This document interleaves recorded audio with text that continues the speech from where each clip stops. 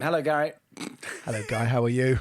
I'm very well, thank you, he said in a completely natural and unforced way. I'm really excited. I'm really, really excited. But I know you're really excited because I know you're on a mega Beatles fanboy thing at the moment. I mean, some of us, we're already in the loop. No, I am. But Giles, what Giles has done, remixing these the last three Beatles albums, and has been extraordinary. And I think he is the keeper of the flame, isn't he? And he's very much the keeper of the. He's the man for the job. It's as simple as that. And let's find out about doing that job. Yes. Welcome to the Rockonteurs. Okay, guys, I'm ready. This was great, guys. It's so great to talk to two guys that have done this. Well, it's a big tune for sure. I actually wrote that originally for Tina Turner. Of course, I had gone and found Joni Mitchell down in Florida and brought her back. What people forget about Bowie is that he was such a kind man. Remember me? I'm in a band now. It's called Roxy Music. You know this thing about the 10,000 hours of experience? Oh, yeah. Get good at something. When we recorded Arnold Lane, we'd done about 50 hours. The Rockonteurs podcast with Gary Kemp and Guy Pratt. Oh, wow. Giles. God, you look handsome there, Giles. Yeah, look what, bloody hell. Have you just come from your handsome lesson? It's not actually me. It's someone else. And I could see Abbey Road is distorting in the background. You're not actually in Abbey Road, are you? No, this is a backdrop. So you can see this is a backdrop. No, I can go. Yeah. Oh, well. Oh, yeah, can people stitch you up? Could you turn up channel 16, please? No, this really is Abbey Road, I think. Oh, it is Abbey Road. Yeah, it's not a backdrop. Yeah, this is actually Abbey there. Road. It's just on the moon now. I can walk. Yeah, I can walk. I can go back over it if you like. That's so weird that you're somewhere that like this incredibly glamorous backdrop, but it actually is. It actually is. It does actually look like a backdrop, doesn't it? Does. Maybe I'll It does. picture it and sell it to people. Is that Studio 3? This is Studio 3, yeah. We mixed the Source Full of Secrets. Yeah, you did. I saw Nick when you were doing it, actually. He was very funny about it. Do you know what I have to admit? What do you mean he was funny about it? He was really. I mean, he's so proud of it. He's such a lovely man. He was like. They keep on telling me I'm out of time, is what he said to me.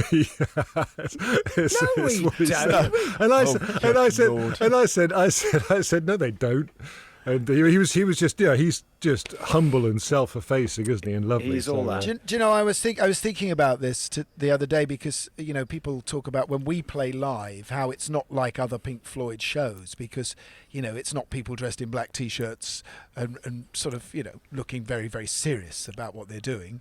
And the reason I think our show isn't like, well, including you, mate, when you're playing with David Gilmour. Never wore a black T-shirt. No.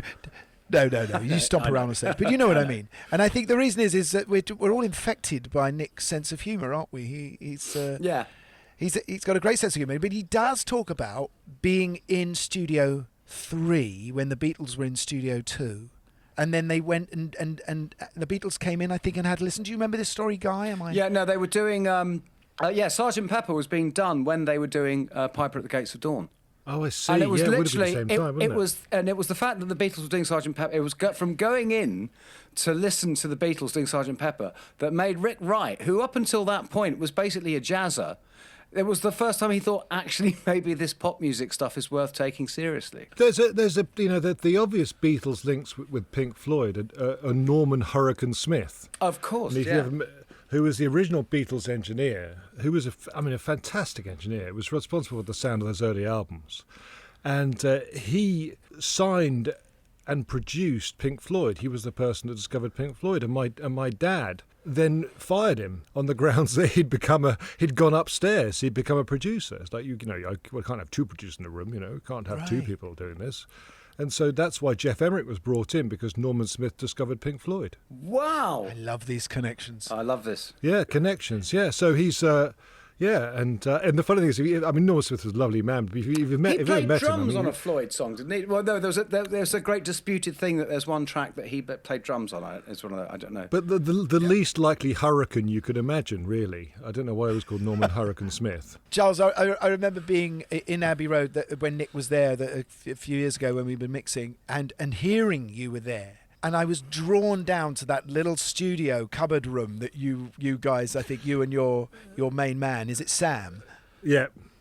were in, and I was hovering like a stage door Johnny just outside the window, hoping you would recognise me and invite me in, because I can't tell you how excited I am about what you were doing at that point, and still what you're doing with the Beatles. Oh, well, thank you. Yeah, no, I mean, yeah, I'm literally next to the toilets. If anyone wants to know, that's where I am. Actually, it's a funny story. When I was nothing to do, I had nothing to do with Beatles stuff at all until the Love Project. And I sort of auditioned for it and came up with some ideas. And I said, listen, I really need a room to work in. And they kicked this marvellous man called Lester Smith, who's the guy who looks after all the microphones, out of his room and gave me that room. And I had a dog, a big white dog at the time called Stanley. That's what I was going to ask. Yes. I used to bum into a guy with Stanley. And Stanley, unfortunately, did a massive dump on the studio floor. Just as I moved in, which I cleared up.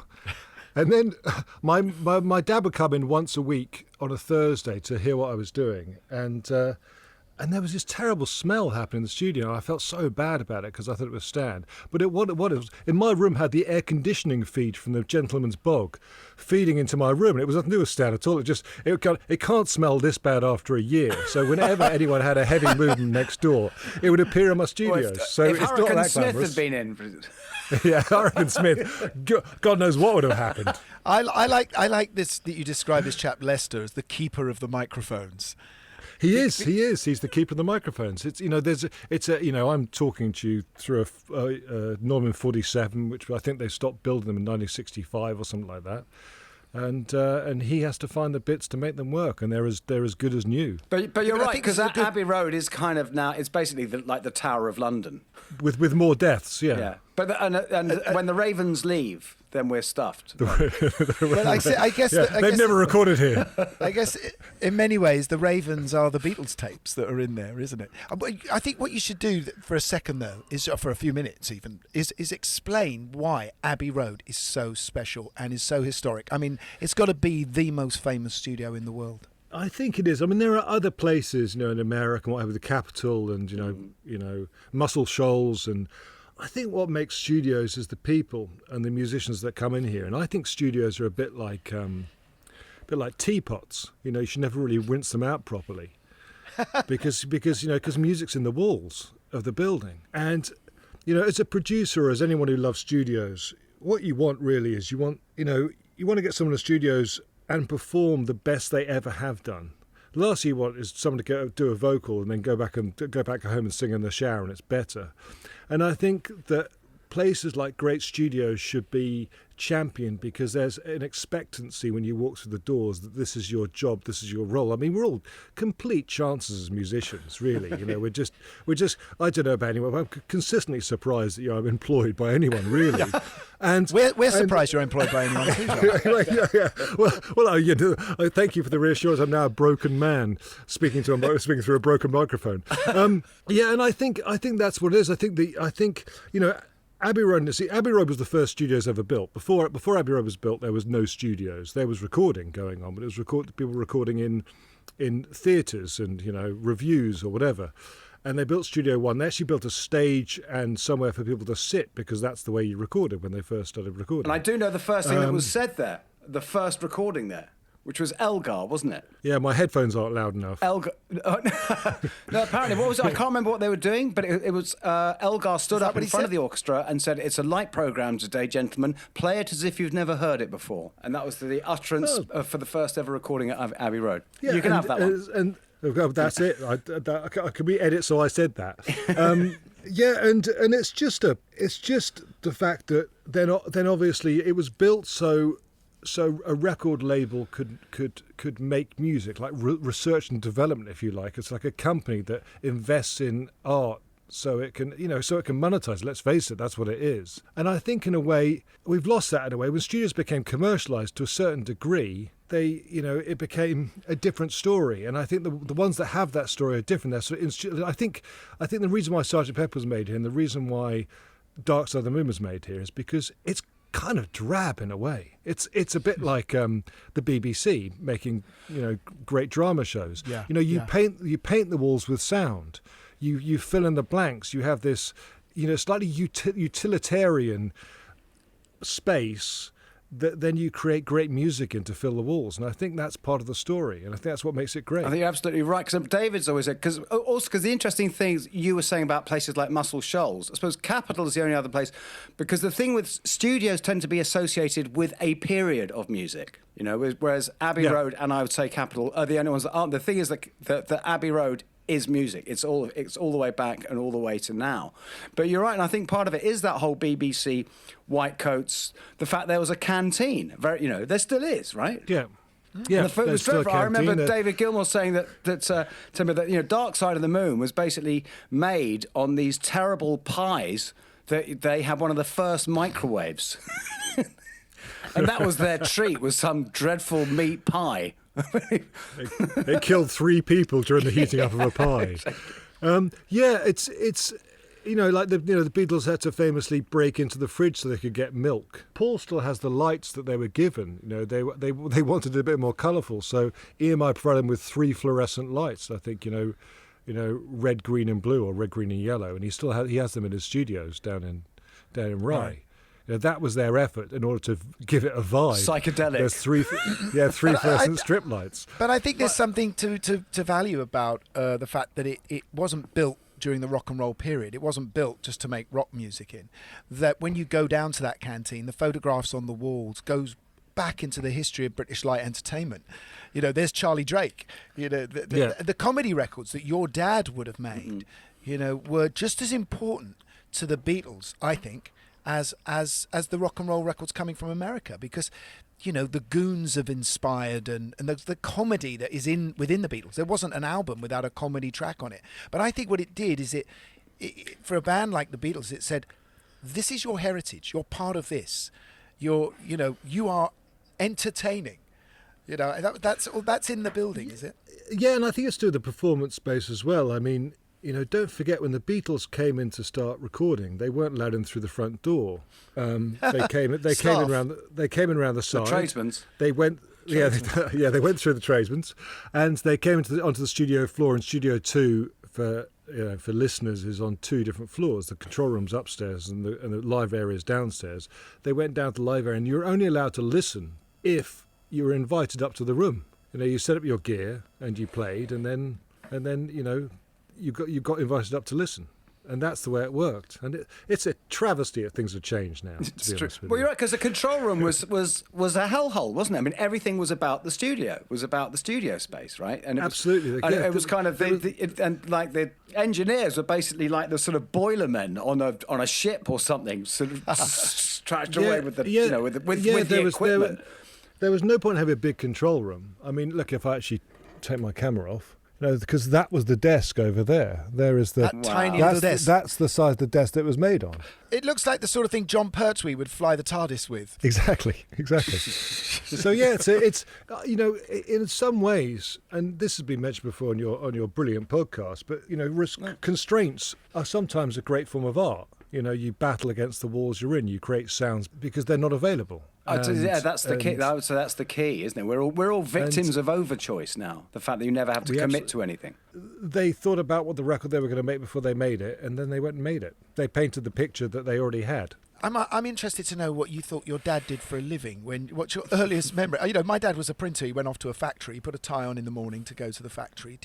Did you think your dad was a musician? Well, when I was at Playgroup, I went to Playgroup in near Paddington. They went round the sort of 4-year-olds, 5-year-olds, and asked what their dad did for a living. And I just said my dad sits at home and plays the piano. And I think that's what my kids say about me. Yeah, and I think he was doing Live and Let Die. I think he was writing the music for Live and Let Die at the time. That would have been that era. So I didn't really know, but I grew up in, studios were always. My dad had 2 places. He had the office. He was part of Chrysalis, and they're in Stratford Place off Bond Street, and then he had the studios, and that was at the fourth floor of 204 Oxford Street, where Nike Town is now. And I would go there, and that's where I'd like to go because that was more fun. That was where the fun people were, and they had a hot chocolate machine. That was it. So I knew that I didn't really. The interesting thing is also growing up. My dad wasn't successful growing up when I was growing up. The Beatles became much more successful after I grew up than they were when I was growing up. There was a What do you mean? rejection of the past. Well, I mean, they weren't cool. I remember my dad, struggling to get work, struggling to find work, and finding people to record because he'd done the Beatles. And he had some, he did. I mean, he produced an album with a band called UFO. I remember. Oh God, that's right. Yeah. And he always told us, the bass player, I'm sure he's a wonderful man and what great bass player, goes, "I've got a song for you, George," and he got his rack of gear and just played bass to him for about four minutes or so. Pete Way, his name was, wasn't he? And said, "What do you think?" And my dad goes, "Well, it's not really a song, isn't it? This is." I mean, my dad was a bit cruel. I remember when I got into music, and which my parents thought was a terrible idea. They're probably right looking back on it. But he said to me, "I wrote a song. I was about 14. It wasn't that bad." And he went, "It's not really Strawberry Fields, is it?" Oh my God. Oh wow! His benchmark was high. Yeah, I worked with him once. You were Well, I there. was You there, were Guy. there, Giles. I That's was right. there, yeah. That might be where we What was first that met. on? The Tio Macero. No, it was George Gershwin. It was George You Gershwin, played- but it was George Gershwin's songs. But the album was all about No, Toots Steelman, Larry Adler. the harmonica No, player. Larry Adler. That's what I said. Larry Adler. Yeah. Pay attention, Bond. Yes. It was. Try to keep up. It was- 007. it was a long time ago. No, I remember. It was you played Robert Palmer. It was Robert a Palmer. It's track. I've Got Rhythm. Yeah. And it was, It and was. Robert did a classic Robert thing where he wanted me to play all offbeats. Yeah, that's right. Yeah. It was all Oh, offbeats, this is and he'd done a yeah, that's right. And he'd done a MIDI arrangement, and the string arranger, there was a guy called Graham Prescott, and Graham was a bit of a drinker, and Robert liked to tipple. You think? And after you left, and I was, and my dad just would leave, and I was, I don't know, 23, something, and it was then I had to go and finish it off. I remember the whole studio just went into this sort of, and I was too young, I didn't know how to deal with it all. I said, "Listen, can we just get going?" And Robert said to me, he goes, "Are you on drugs?" And I went, "No," and he goes, "Perhaps you should be." Anyway, what important about 4 years, I bumped into Robert at a gig, and I said, and he was really nice. I said, "You said it to me." He goes, "Oh, I'm sorry, I was just a bit pissed." He said to me, he goes, "You were great. He was lovely. Yeah, no, he he was is really lovely. lovely." But he also had a 'Cause thing I about felt- he used to like to try and say the most inappropriate thing to people. Yeah, I was But so the thing nervous. But the thing I remember at that session more than anything, apart from just like desperate, hanging on for dear life, trying to keep up with this song, was at the start of it was that your dad on the talkback just went, "All right, stand by your beds." And I just thought, oh my God, that is the most George Martin thing I've ever heard in my life. This is amazing. That is clearly George Martin. Listen, Giles, I met your dad a few times. I actually had a lovely slice of cake up in the Cotswolds in their house up there. Oh, brilliant! Yeah, And I used to sing carols standing next to him because my house was nearby. And I have to say, one of the most beautiful human beings I've ever met. He's a lovely man. And He was a lovely man. But you were brought in because he was starting to go deaf. That's right, isn't it? Yeah, he started going deaf in the 80s, and he was listening to a tape machine being lined up, and suddenly realised he couldn't hear anything above 10 kilohertz, on the tone reel. I was, by no means a musical genius, but I was probably more musical than my mates at school. I was probably better at playing instruments than my mates at school, by no means great.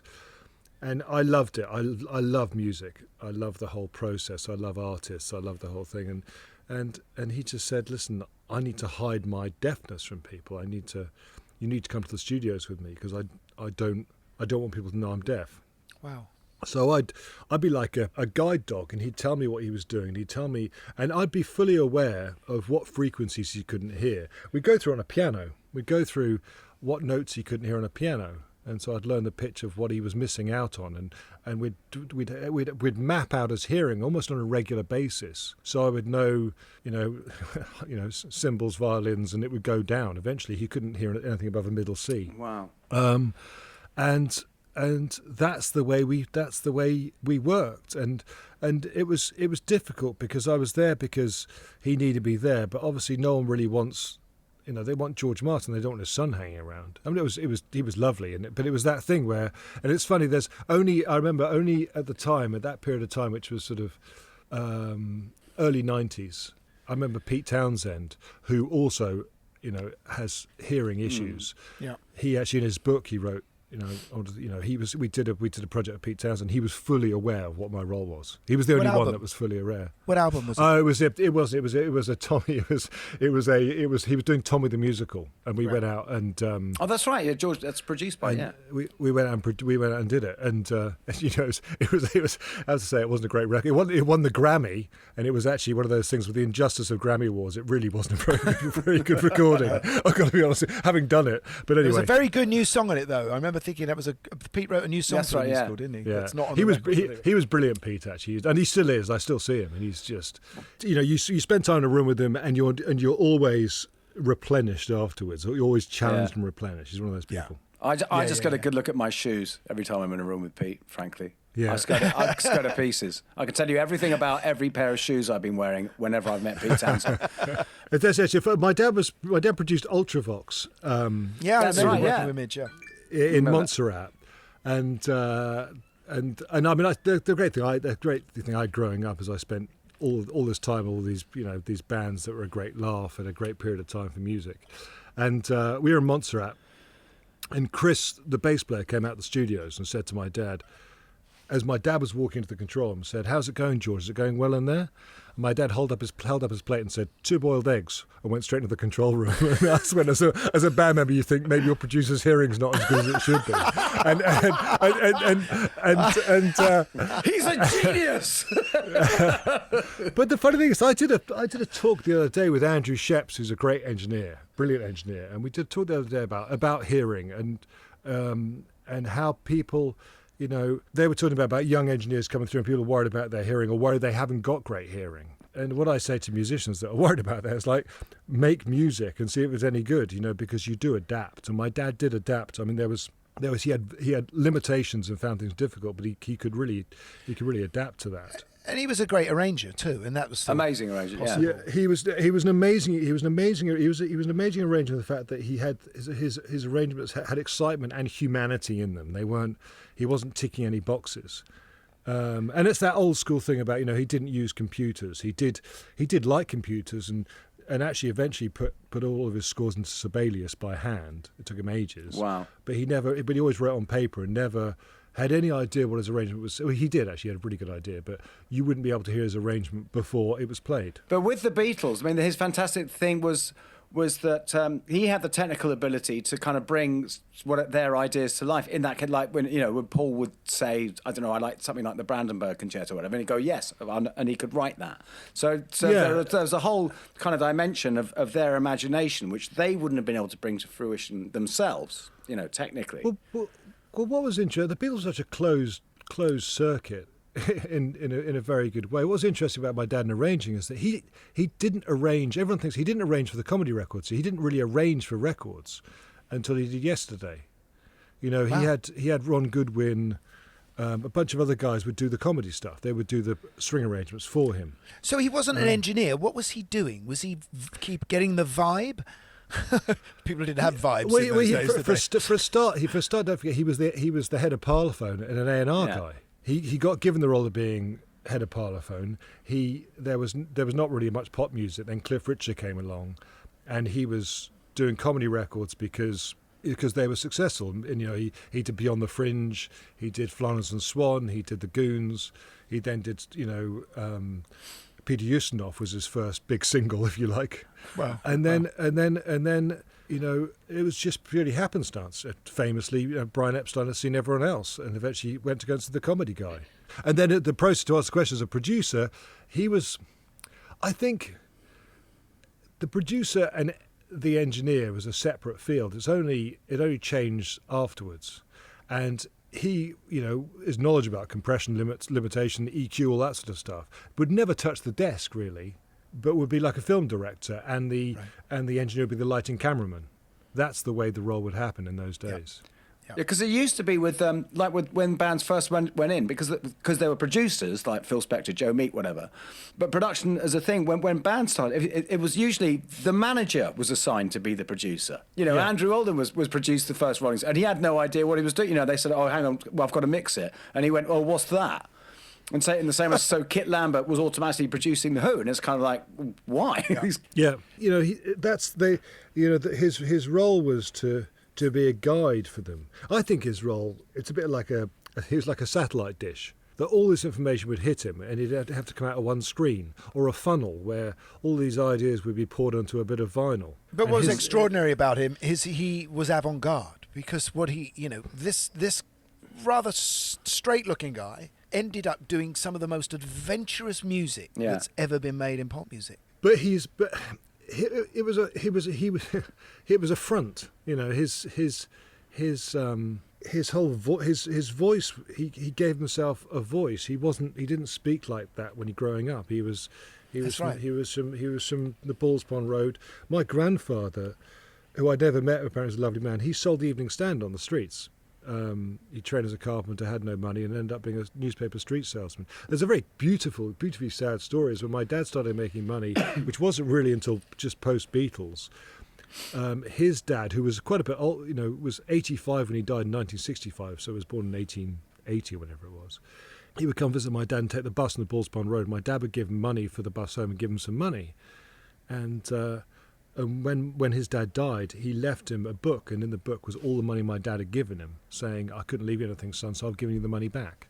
So my dad's roots were they weren't rough. He came from a loving family, but he was always pushing stuff. It wasn't, he wanted to be seen as, it helped him to be, I'm George Martin, coming to the studios, all that sort of thing. Not that it was a front, because he thought that's how people should behave. People should be gentlemen. It was aspirational. At the same time, there was an edge to him that didn't come across when you spoke to him. There was definitely he got bored easily. Here's a story, actually, which shows you what he was like, and people don't really realise. It was probably that time, Guy, when we were working together. We had a string session up at Air, and he had a flat in Lancaster. And my dad would always have breakfast in bed. My mum and dad would always have breakfast in bed. He was lying in bed, and I think the session probably started at 10. So I drove to pick him up, and I arrived there. It's about, I don't know, I'm never that early, probably about 9:15. And he's lying in bed with his breakfast. He's watching breakfast television. I was doing the Times crossword. Yeah, doing the Times crossword. I said, "What are you doing?" He goes, "I'm having my breakfast." I said, "We've got an orchestral session starting at 10. He goes, "Yeah, here's the thing, Giles. When you get to my age, sometimes you wake up in the morning and you think, fuck 'em."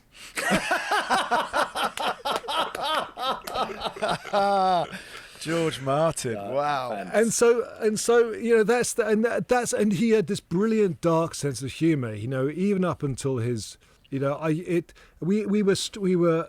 In a funny way, but our relationship was a bit like Benjamin Button. He wasn't that around much as a kid. Let's face it. We all know we've been guilty as musicians, people in the studios. We're not very good at 9 to 5s. But we try our best. So he wasn't around that much. He was good on weekends and stuff like that. But we spent way more time together than most fathers and sons do when his deafness happened, and then later on. And when he always said, "Giles is my ears," he used to say. And up until his death, we had the most beautiful times together, really, really lovely times where he would just, I used to, he was ill for a long time, or relatively long time, because he was old. And I used to walk in the morning and go, "You still here then?" And he'd go, "Oh, piss off, Giles." You're still alive. You're still alive then, are you today? Yeah.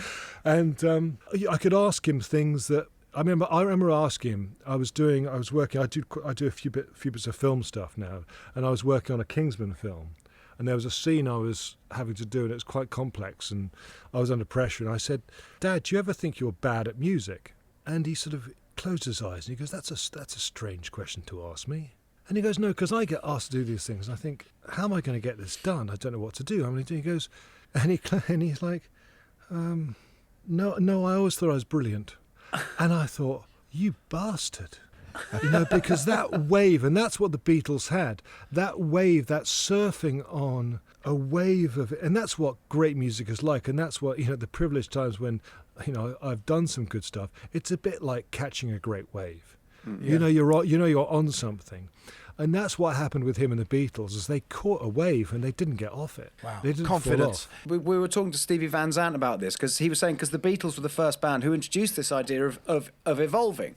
Because basically bands turned up, they had a thing, and that was what they did. But it's something that's always always been in my mind, always struck me, is that like when he signed the Beatles, right, there was this band doing Twist and Shout, that you would have any idea that yesterday, across the universe, Sgt. Pepper, that stuff was actually in there waiting to come out from these 3-chord, rock and roll band. Well, that's the beauty of it, because, he didn't really even think they were very good. But he just liked them. He liked them as people. And that's the key thing about it. We all know this about, that's what you get out of life, is you want to spend time with people you love. And if you can create great stuff, that's great. But probably better is spending time with people you love. The rest of it comes and goes. And in the case of the Beatles, they genuinely all loved each other. I think there was an element of competition as well. Incredible musical competition that kept on pushing them into other higher places. Absolutely. But that's a separate thing in a way. Do you know what I mean? So he liked being in a room with them. So he wanted to be in a room with them. He had no idea, neither did they, that they were going to go and create this amazing music, and that he would be able to be the person that you can look at in the studios and know whether you've done good or not. And that's what my dad had, is that he had this, Paul always says, he had a good bedside manner. But I think it's more than that. I think it doesn't matter if it's Jeff Beck or Ella Fitzgerald or the Beatles or whoever it was, or you playing bass guy, you wanted to perform for him. You wanted to impress him. Absolutely. You wanted to do, and that's part of making great records. That's part of the thing. That's just something he had. He didn't train to do that. But on Guy's point, and I think one of the reasons we know the sort of history of why it happened, the Beatles give up playing live because they can't hear themselves, because PAs aren't very good. Well, there aren't PAs. There aren't even PAs. And they've done their 50,000 hours in Hamburg, and all the, they've played those sort of songs to death, and they are now given the medium of the studio as the only place to express themselves in. And I think, like all artists, the medium is what drives your creativity. And I guess as Abbey Road started to expand and possibilities in music started to become more extreme, if you like, varying, and then I think they pushed the envelope all the time. And when you went in to hear those tapes, those early tapes, and I kind of want you to tell me a bit about what their storage is like, because I'm concerned. I just want to know what they look like. What are the boxes? Sorry, there's a bunch of questions in there. Exactly. There's a bunch of ideas. Off you go. Okay, well, if I'm not allowed to talk about their storage because it's secret, but they're safe. Right. It's a bit like Indiana Jones and the Raiders of the Lost Ark, isn't it? They're safe and they're in good hands. So we don't have to worry. We don't have to lose any sleep about where the Beatles tapes are. Then. That's all right. So they are the Ravens. They are the Ravens. So the majority of the master tracks are on 1-inch 4-track tape, which is actually incredibly good quality. You guys have been used to recording on 2-inch 24-track, and if you just think about how much real estate you get on that compared to a 1-inch 4-track tape. Right. Yeah. So that's why you could bounce so much easier, isn't it? Right. Yeah. So the quality. And my first experience of a Beatles tape was I was brought in by my dad to work on Anthology 2, the Beatles Anthology 2, and I heard the 4-track of Day in Life on a tape machine. And I honestly thought that John was through the glass. It didn't sound old in any way. Wow. It is extraordinary. And so I get a lot of credit for pushing faders up and doing these albums. And people go, oh my God, it sounds so clear. And you go, well, it does anyway. I think the thing about that, actually, just to go such, the thing about that and music is a recording or a record is that. It's someone frozen in time. Paul will always be 24 or 25, whatever it was when he sang Yesterday, and he is that now when you listen to it. Mm-hmm. And so when I approach doing, mixing Sgt. Pepper's or White Album or Let It Be or Abbey Road or whatever it is, I just think, okay, I'm working with a 24-year-old band, 25-year-old band. I'm not working with old musicians because they're not. Yeah. They are here now. This is them. Wow. Caught in time. It's really important, and therefore when kids listen to it, I don't want to think it's old. I want to think this is now, because it is, if you think about it. And they all got transferred onto hard drives early on. Yeah, so I was asked to do. Well, I wasn't asked to. I suggest there's a show called Love in Vegas, and an album, and that came about from Cirque du Soleil. Yeah, that came out. They did it with Cirque du Soleil, and I sat with Neil Aspinall. I said, I think I can make. Cirque du Soleil had a bunch of Montreal DJs remixing Beatles music, and the Beatles rejected it. My dad was ill at the time. He was actually in hospital, and I just had some success doing something, and they said, they brought me in. I said, listen, I reckon I can. Well, I said this, I have no idea. I reckon I can create a show the Beatles never played by just chopping up their tapes. And he goes, all right, you got 3 months and we're not paying you. And I honestly believed that the idea of George Martin's son chopping up the Beatles tapes to create a show in Vegas was such a disgusting idea that I might as well back the tapes up, because I'm going to get fired anyway. I mean, obviously this isn't going to happen. So we started backing up all the tapes, because they hadn't been back. They'd been backed up on Mitsubishi digital tape machines, which are the worst tape machines in the world. Right. They sound terrible. So we started doing that on Pro Tools at the time. And we've recently backed them up much better, so they're not used too much. But what we do, the process we do, so for instance, if there's a 4-track and it's been bounced, we'll manually sync the 4 tracks together with vari speed. So if I'm mixing Sgt. Pepper's, I can create, like I think Lovely Rita is 3 4-track bounces. I can go back and create not 12 tracks because there's bounces, but say 8 tracks of audio, which they never had. So they're backed up in a way that is workable. Is it? I mean, are we at the stage yet, do you think, technically, or I'm sure we would be soon, where you can actually separate out bounce tracks? Well, I've just been looking at that now, actually, and I've been looking at it for a long time. I worked on a Ron Howard film called... Sorry, we just need to explain that a little bit to people who maybe aren't too clear on this. So if you record onto 4 tracks and then you'll bounce those, you'll re-record those onto 1 track. I'm just, there's people listening who have no idea. The best way to explain that, if you have a band and you have guitars, bass, drums and piano, and you have a 4-track tape machine and you want each band to be on a different fader on the desk so you can control them, you've used up all of your tape machine. You can't go any further. So what you do is you make a mix of that using the faders, and you put those on 1 track. So your next tape is a 4-track, and it has guitar, bass, drums and piano on 1 track, and you have 3 more tracks available, and you can fill that up and you can bounce again. That's the way the Beatles worked. The downside of that is that every time you bounce, you get some degradation in the same way that, I mean, people won't know this now because they're not as old as we are, but, because it's like a cassette to cassette, if you like. Yeah. But you're going back to the original recordings for every drum part. You go back to that very first recording of Ringo's kit, etc. Correct. And there's not many Beatles tracks with drums on 1 track anyway.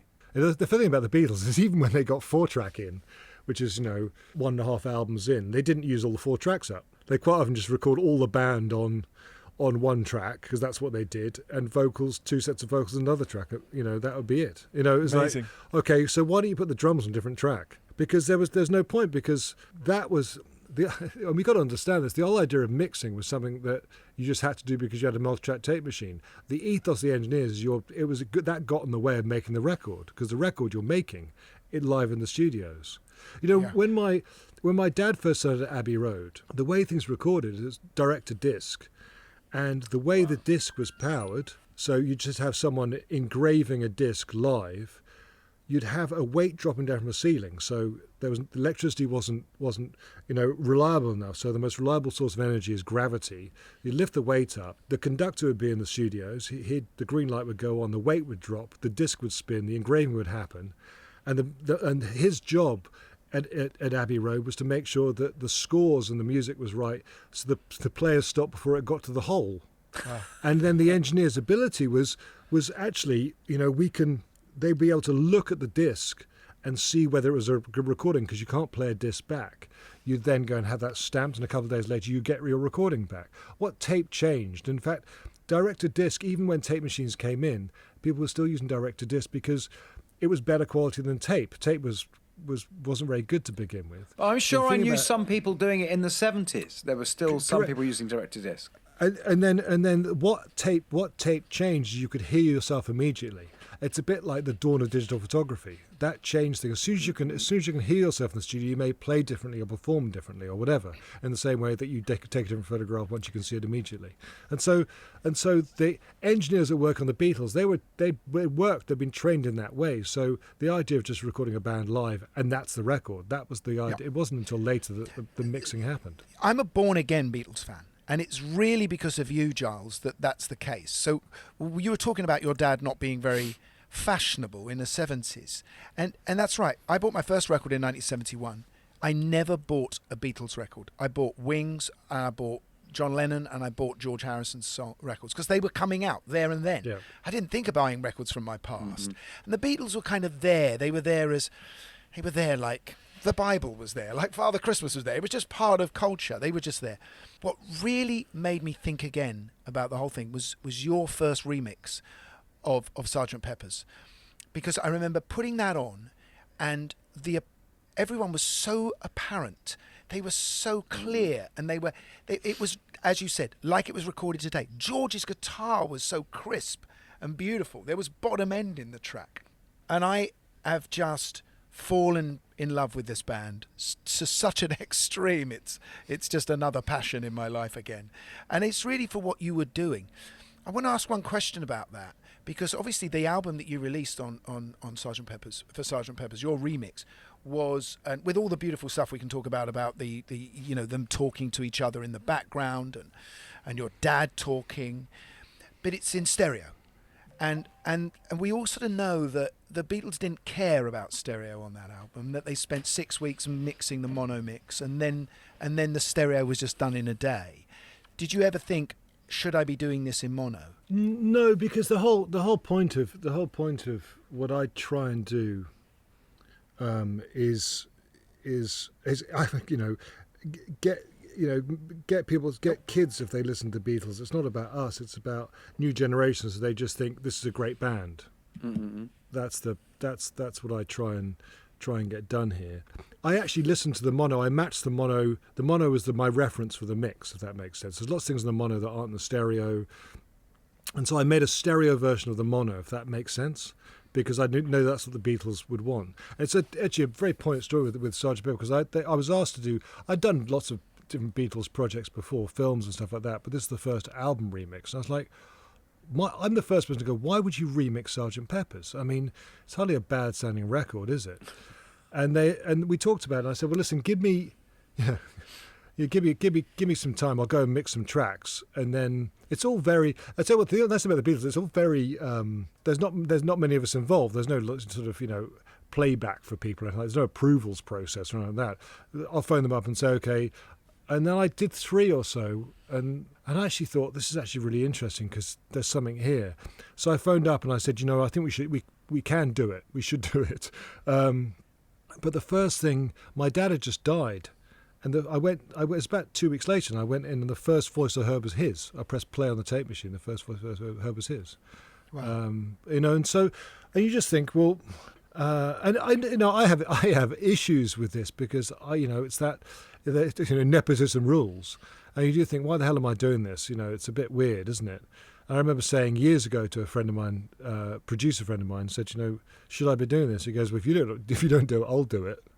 And you just and so there's this weight of responsibility upon yourself. At the same time, there's a strange freedom as well, and you just try and I'm so it's Gary. You saying that is the reason why I do it.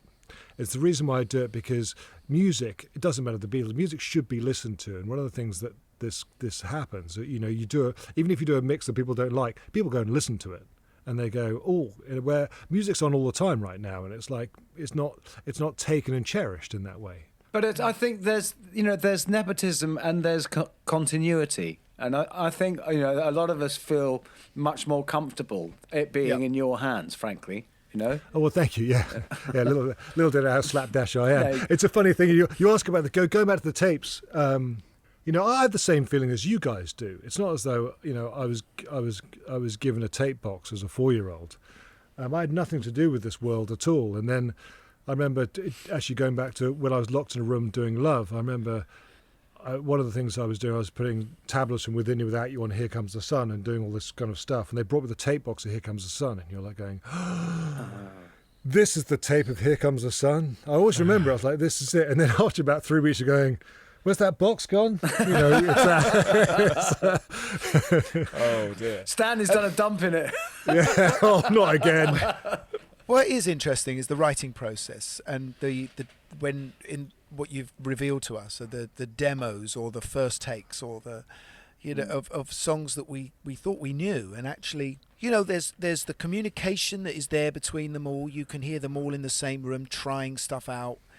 Let me just look. We're talking about Sgt. Pepper's. Let me just think about A Day in the Life, right? So I always thought that your dad had taken 2 songs and jammed them together after sort of almost post-recording, but he didn't, because in take 1 of Day in the Life on your box set, that's all jammed, that's all there, isn't it? All right, John does his bit, and then it goes into an instrumental version of Paul's. I mean, this is wonderful that we're seeing this process. It's funny that, isn't it? It's because Jeff Emmerich wrote a book, and he was the engineer, and a brilliant engineer. And he talks about how he spliced the tape to put that in. And that's what I mean. Yeah. And I'm really going, no, they didn't. He also writes that Blackbird was recorded in the garden. That's the sound of bird sound. You go, no, it was in Studio 2, and there's a BBC tape running. There's a whole, there's sound effects. But actually, A Day in Life is a really good case in point out of scale and creativity, because, and I'll probably get this wrong, but what do you expect? Why not? Jeff did. Everyone else has. Yeah, exactly. But no, I'd be like, what sounds good today?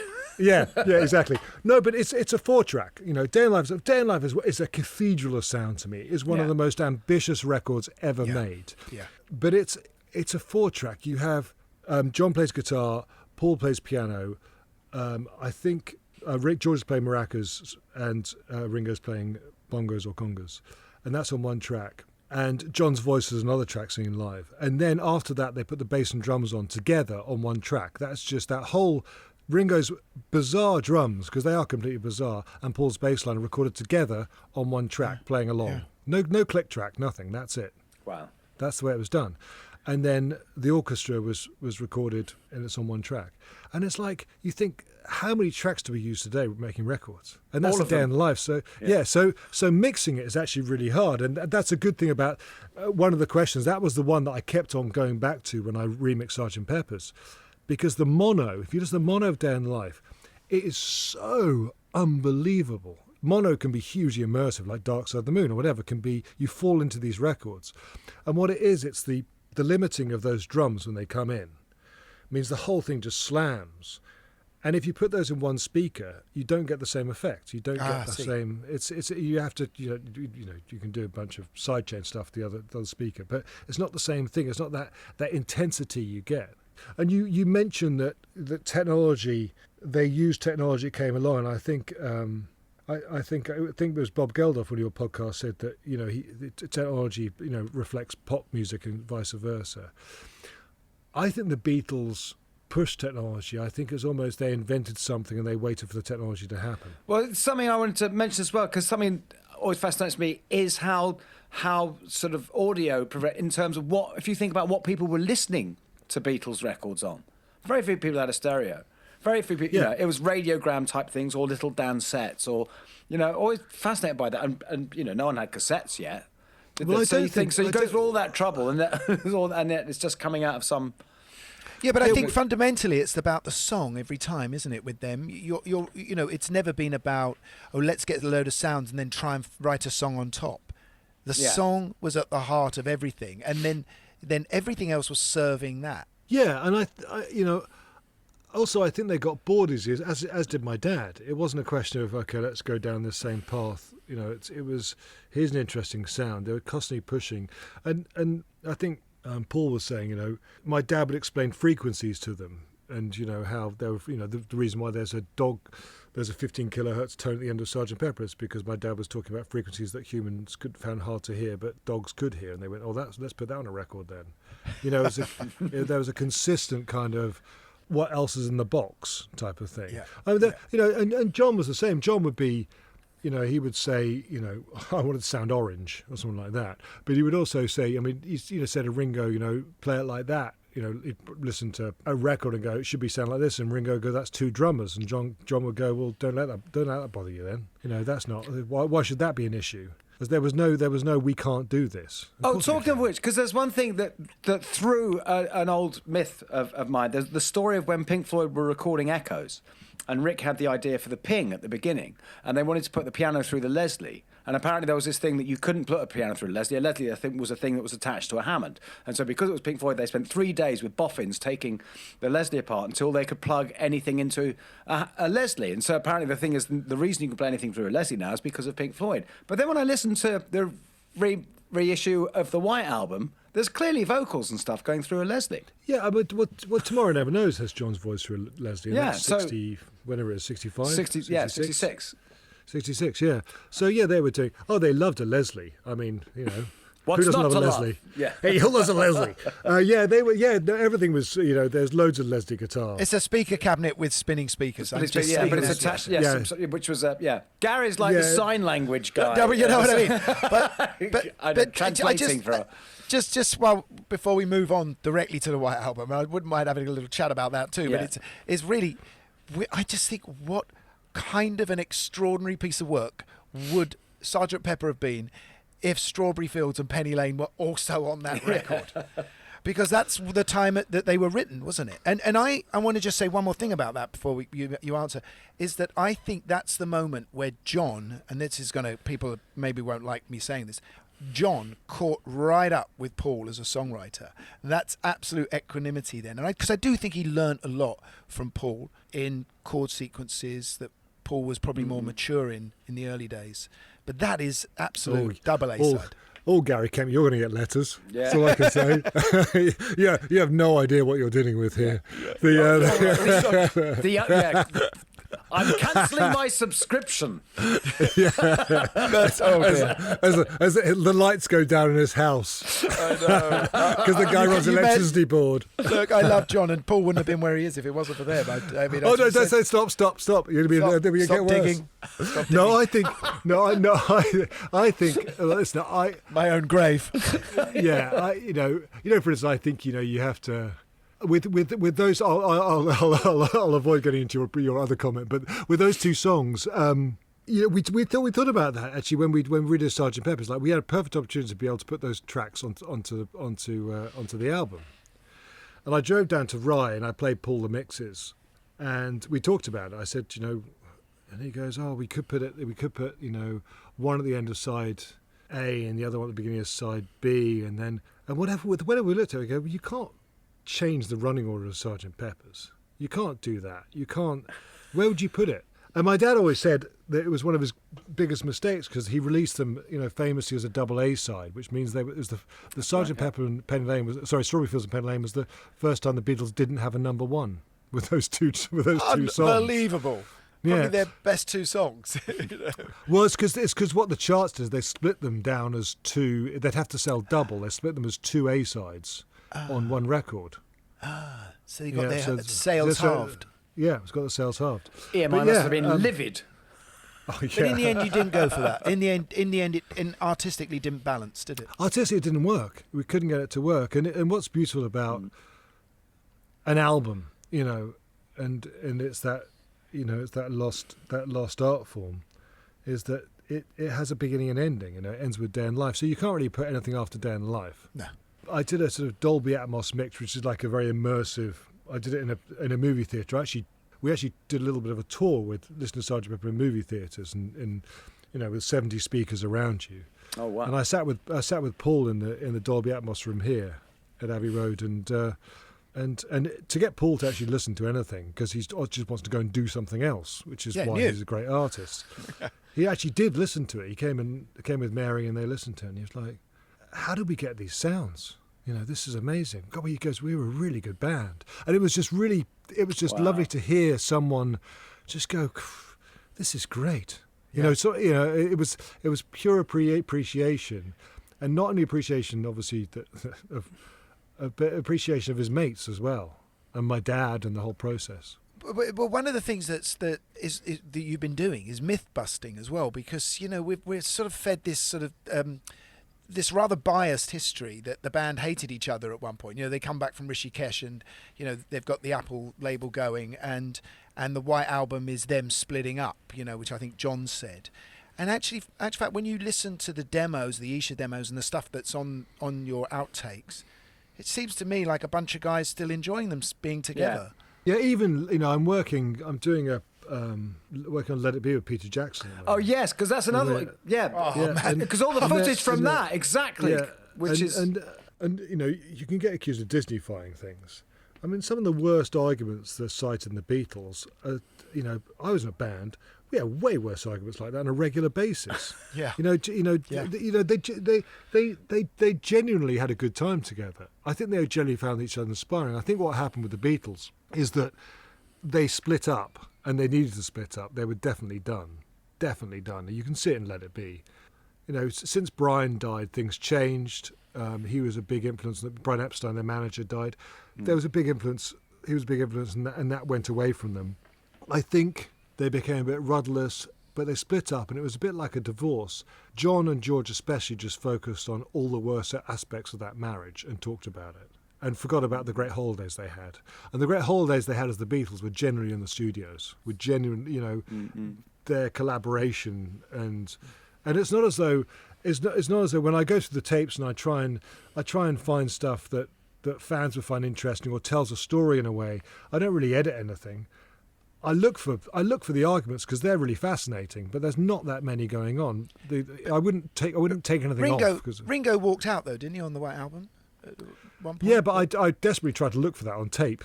Just the footsteps. Oh, yeah. Is Keith Moon on it? Is Keith Moon on it? No. Right. Paul plays drums quite a bit on it. And Paul isn't dead, Guy. Of course. He is. But that's because something you must get really bored of hearing this, Giles, though, is just the fact that it always comes back to that this whole thing happened in just over 7 years, from start to finish. That's the extraordinary I just can't get thing. my head around that. Yeah, it's kind of scary in a way, and you can see why they were burnt out. I mean, if anyone's interested, which I did once, I think I did when I was working on the Ron Howard film, is that I looked at their diaries on the internet, their diary for 1964 or 65, and you look at their touring schedule, because you forget about the Beatles being a live band, but they were the biggest live band in the world. They were touring, they were playing live almost every single day, and they made 2 albums. Yeah. And you think, when did they make any albums? And Paul would say, we'd have 2 weeks off and we'd go and make Revolver. That was, it's just, it was just weird. It's just, you can't really understand. Try and tell that to young people today. And they won't listen. What's extraordinary, obviously, because we see the Beatles in the wrong order, don't we? Because they go away and make Let It Be without your dad. And then they make Abbey Road, and Abbey Road comes out before Let It Be. So really, Abbey Road is the last thing they make in a studio. I think the last thing they recorded, and I'll probably get letters, was the end. Golden Slumber's the end, which is incredibly poignant. I think that's the amazing lyric as well. Yeah. And yeah, I mean the Let It Be period. It's actually quite funny because I'm been working on it recently. And I have mapped out every single day, because they filmed every single day. Let It Be, for instance, was only 25 days or 26 days. That's what it was, and each day was recorded. It's 52 hours of film. And I was born October the 9th, 1969. I was going to say, you're a baby now, yeah. No, I'm not a baby yet, but right. I was conceived at some point during the filming. I'm looking for my dad and seeing if he's got a smile on his face. On one of those days, I'm thinking, this is bizarre. But one tell of me, these days, was your dad actually around for Let It Be, or did he they... was. He was there.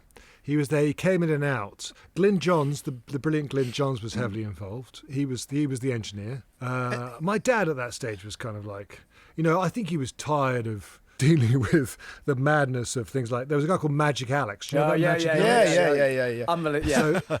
So Magic. So for the listeners, how he Magic, did it for so long. It's just Magic Alex. There should be a film made of him, because he was. For your listeners, he was a guy that came to the Beatles, and he was an entrepreneur and a technologist that just completely was full of complete and utter crap, basically. Yeah.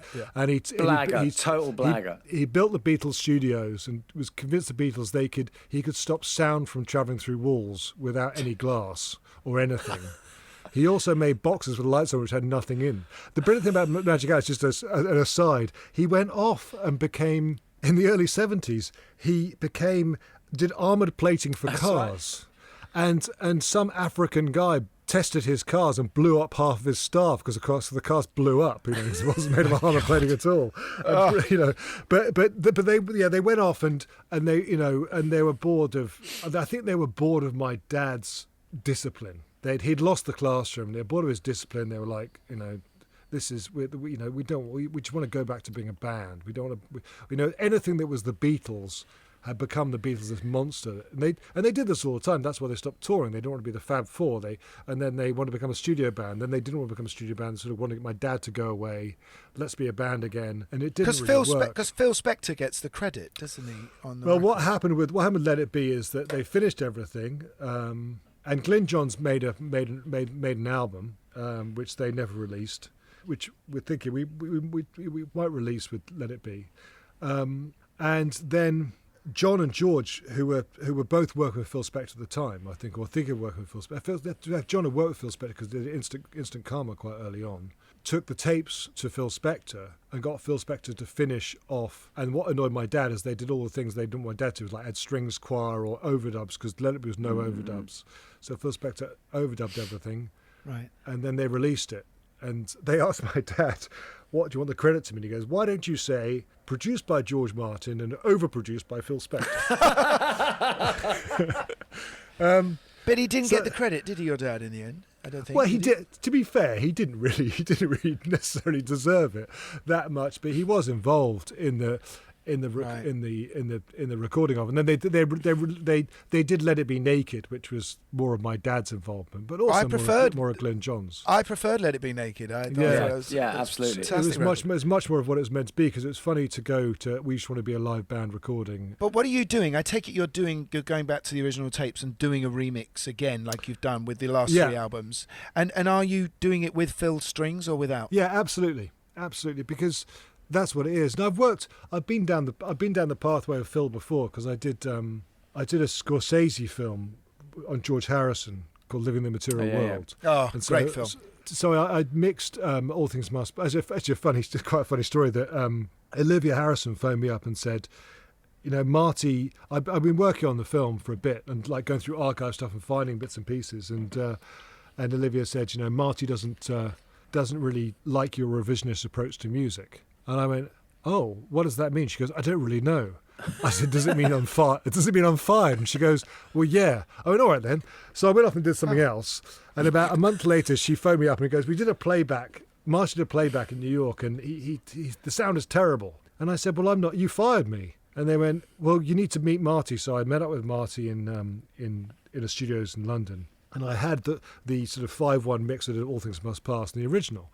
I said, "Here, Marty, there's A and B buttons. You can tell me which one you like." And he went, this is the one I like. This is the one I remember." I went, "Well, this is the mix we've done for the film." And he goes, "No, it isn't." I said, "It is. Just music's never quite how you remember it to be." Yeah. And going back to what you're saying, Guy, with speakers and technology, you take something that sounds enormous on a small speaker and you make it sound on a big speaker. Quite often it still sounds very small. It sounds small. And the Phil Spector stuff's, he's genius, but it's quite condensed. It's made for a dance set. So with Let It Be, AM radio, isn't it? That's the thing.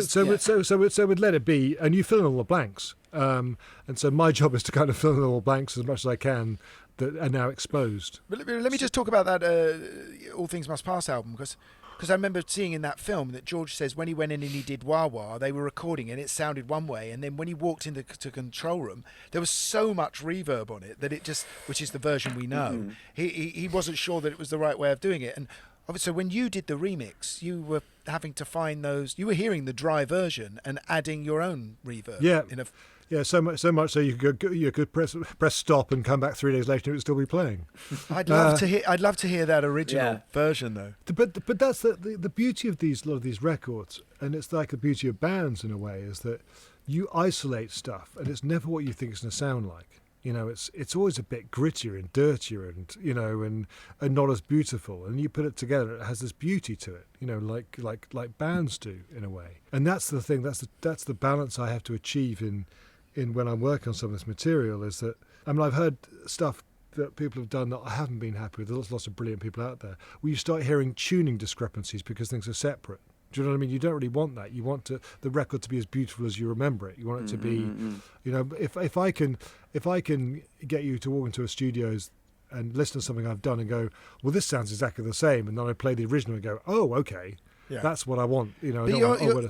You're not tempted to straighten up drums and move timings of things that are out of time? Oh, I replace everything. I mean, I play it on myself. No, I don't. One of the few chats I've had with Paul, for some reason we got onto mistakes. And I asked him, I said, have you ever kind of got away with anything on a record? And he said he did that incredibly sort of charming thing. He said, well, there's a Beatles song called I Saw Her Standing There. Yeah, I'm familiar with it. And he said, well, we got to the end of it, and I thought, oh, shit, we're going to have to do that again. And everyone went, right, that's great, that's it. It was like, oh, really? So apparently Paul McCartney thinks I Saw Her Standing There wasn't a great take. There's things you hear and you go, and it's only because you listen. I mean, even on Let It Be, there's a piano note, and I thought, oh, then you think, just let's face it, it's not as though it hasn't been a successful song, and it's human. And I think that and listen, I think the whole era of the 90s and from hip hop to EDM, there's just been the most unbelievable explosion of creativity but we seem to have lost some human element in recording bands and performances. Mm-hmm. And I think why these records endure for so long is because they are human, because they're not perfect, and they are. Mm-hmm. You hear I think our brains, our subconscious, react differently every time because of that. One verse isn't the same as another verse. They never sound low res. At the Beatles, they never sound in that sort of. Yeah. But the way 60s records do. But I'm interested in something like listening on your Abbey Road outtakes. You've got You Never Give Me Your Money, take 39, right? That's on that or something like that. Then maybe 38, and it's still that's the last take you've got before the actual finished version, which seems like miles away from that take 38. He really hasn't nailed it even at that stage. The sound sonically is not quite there, and then suddenly, what goes on? I mean, it's really hard to tell. I think also you're hearing it raw with no overdubs as well. Right. On that take, and so you'll pretty find it's very similar. It sounds quite similar. It just hasn't been mixed, and it hasn't been. There's not the band around it, and that's what the Beatles did. Is they never added stuff to make it worse or added stuff for the sake of it. There's all the bands I can think of. The Beatles were the most economical in their approach to adding music. My dad always said, why would you double track a guitar? You only make it half as sound half as what is it, but there has to be a really good reason to do it. Like George's guitar parts, there's not one excess, there's not an ounce of fat, there's not one note that doesn't absolutely need to be there. Beautiful. And I was listening to Trevor, the great Trevor Horn, on your podcast. He was saying, that I'm with him. Like, why do keyboards have to be in stereo all the time? Yeah. That thing. Yeah, but his point is, why do they have to be in stereo when you can put 10 on? Yeah, why do they have to be a stereo? And why does it take so short to record them? But there's, I think that there's a clicking that happened. What's interesting about the Beatles, though, is that I remember a Paperback Writer, for instance, was done in 1.5 takes. There's only 1.5 takes of Paperback Writer on tape. And you look at more of the now going back to the earlier albums. You look at more of the outtakes, and there's less and less outtakes the earlier you go. Now, whether that's because they rehearse a lot and then they press record, probably the reason why. But, or because they didn't want the engineers at Abbey Road probably wanted to save tape. Well, this is the perfect time for me to ask, because obviously you're doing Let It Be and you're at the end completely now. Are you going to go back and start doing versions of all the early albums? I don't know. There has to be a really good technological and sound reason to do it. It's a bit like, to answer the question really, but there's been a demand. Like a lot of things, like most things I've been involved in, like sort of wait to be firebombed, having touched the sacred, statues that have been presented to people. There's actually a big demand for things like Rubber Soul and Revolver. For me to mix. There's also an interesting that's happening, and which I'm quite into, with this whole immersive audio stuff. I did a Dolby Atmos version of Abbey Road, and we did a playback in Studio 2 with a full surround rig. Not so it flies around the place, but think about that technology. And I'm a bit like an old man. I'm into ways of getting people in the room. As you can put someone in a room with someone. I can have Paul's or John's voice, and I can have the walls reflecting his voice, and it sounds like he's with you. It's really, it's mind-blowing in lots of ways. This is Cecil B. DeMille meets the Beatles, isn't it? Yeah, so it's really there's the closer we can get to things, the more they touch our hearts, and that's thing. So with the earlier stuff, I've got to look at it and find out. It's a bit like Sgt. Pepper. I've got to look at it and honestly have a good look at myself and see whether it's worth doing more than anything else. I'm against the idea of. You always find something. I did a Rolling Stones album called Goat's Head Soup. Just before lockdown, which was like they wanted a Dolby Atmos version of Goat's Head Soup, and then they wanted me to redo a stereo once I was doing that, and it's like an album recorded in Jamaica. And you put up the drum track and there's no drums on it. You're thinking, right, okay, like I'm meant to be Mr. High Fidelity. I'm going, okay, fair enough. There we go. Lies down for a full house. And that's the thing is you need to find, for me, and it sounds corny, but I need to find like every record. And this is what's great about albums. Every record has its own. Character and vibe, and and I have to find that. Like Abbey Road to me is like a hi-fi album of the Beatles, and Sgt. Pepper's is a color palette, and the White Album is the sort of visceral punch in the face. It's basically a school playground fight that consistently happens. It's that kind of thing, and so with the earlier albums, I need to be able to break it down and find out. I think Revolver and Rubber Soul, where they were breaking incredible new ground, even with those albums, and there's some of the songs on there. What they were doing, speeding up some of the songs to get their vocals up higher, but they sound great now. I mean, I've got a really good studios at home, and I put on Taxman. I was like, this sounds great. I know all the drums and everything on one side, and it's but it sounds really good. So do I want to start? Thinking about DMX technology and all that sort of stuff. I don't know. I mean, I'll do stuff, but there's no point doing stuff for the sake of it. That's my point. Charles, what you've done is, and what you're doing is incredible. You're the keeper of the flame at the moment. And talking to you, very clearly a worthy keeper of the flame. This is going to be so reassuring for everyone. Yeah, I mean, it must feel great for you that your dad was up there on the top of the mountain helping to carve the stones, as it were, and now you're still there, working for him in a way. Well, yeah, exactly. I mean, I'm immensely proud of him, and immensely proud, to be accepted by them, by Paul and Ringo and by Olivia and Yoko as well. And now, there's Sean and Danny and the new generation coming through. Because it's done. It's funny. I suppose I'm the one person that won't go up to people and say, "Hey, I've just remixed Sgt. Pepper," because I don't really want to tell them when I've done it, or don't want to go off about it. I'm much rather go, I've made a Rocket Man film, or I've done this, and so I think that it's humbling to be in a situation where you work in studios and then everyone wants to go and listen to it. A bit like you, Gary, outside the door. And by the time next time you're outside the door, knock on the door and come in. Ignore the smell. Believe me, as soon as lockdown finishes, or if I can come, I'm expecting my invite. I want to come in and have a listen to some of those early tapes. Giles, I think you've got your father's spirit inside of you, and that's what gives you that humility that you're just talking about. I was so surprised and honoured you asked me on your fantastic podcast. I've literally, I've listened to. I think I've listened. At this point, I've now listened to every one. I'm not obviously not going to listen to this one. But we're inviting you to one day remix us. Definitely. And you can include all the arguments that Guy and I have backstage. Thank you so much for doing this. It's lovely that you listen, Giles. That's brilliant. It's great. It's why we do this.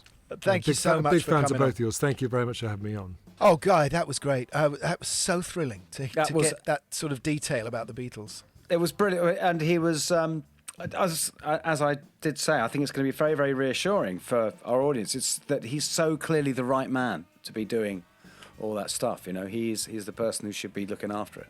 Yeah, and I think he must be able to sit there in the studio and listen to hours and hours of the band just talking amongst themselves. As he said, it's like they're in the other room. It's so present.